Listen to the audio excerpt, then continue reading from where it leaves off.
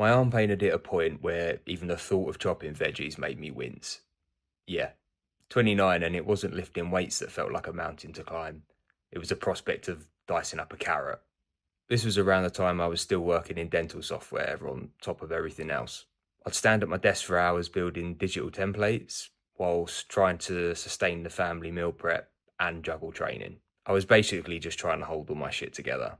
My right arm had been niggling for a while, but within a pretty short time period, it stopped niggling and started shouting at me. And the trouble was, this stirred up quite a lot of inner conflict.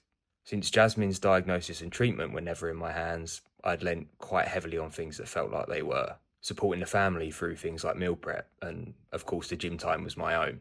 But now the pain was getting bad enough that work was taken out of my control, and even simple kitchen things started to become a struggle. But even with all that whizzing around my head, my initial reflex wasn't to stop. It was to push through, try and hold up my standards and just crack on, which to some might sound disciplined or tough, but the reality was it was just a bit daft. Because for someone who's notoriously hard on themselves, I was just setting myself up for a load of negative self talk down the line simply by having unrealistic expectations. Besides, ignoring pain doesn't make you resilient.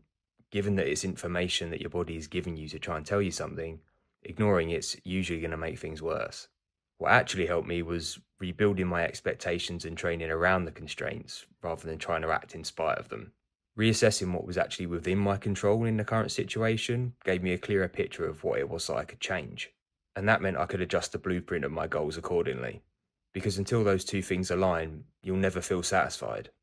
If something's shouting at you to reflect and make a change, pain, shy energy levels, crummy training performance, whatever it is, that's data. Learn from it, adapt to it, and monitor the outcomes.